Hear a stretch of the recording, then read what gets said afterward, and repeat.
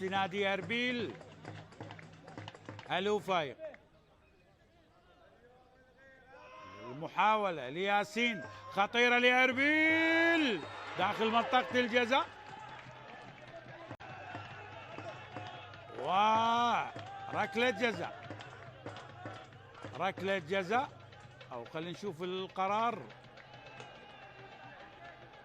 حكم اللقاء دقيقة 63.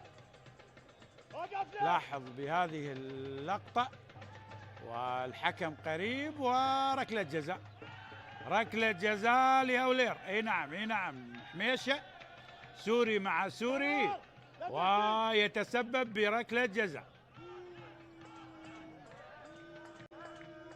ركلة جزاء. كسرة بايز قريب. هل يعدل أربيل؟ خلينا نشوف.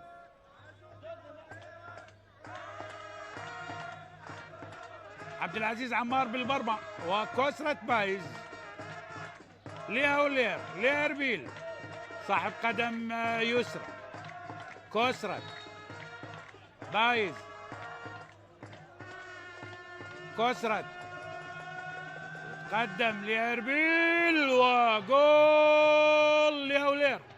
هدف هدف هدف هدف للإمبراطور. التعديل الآن 1-1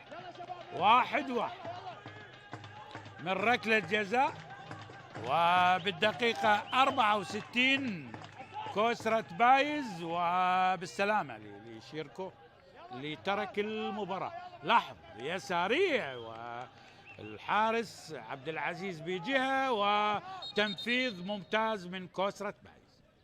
الآن 1-1. أربيل يعدل عن طريق كسرة بايز. فرحة ريبازبي بهدف التعديل. يستحق أربيل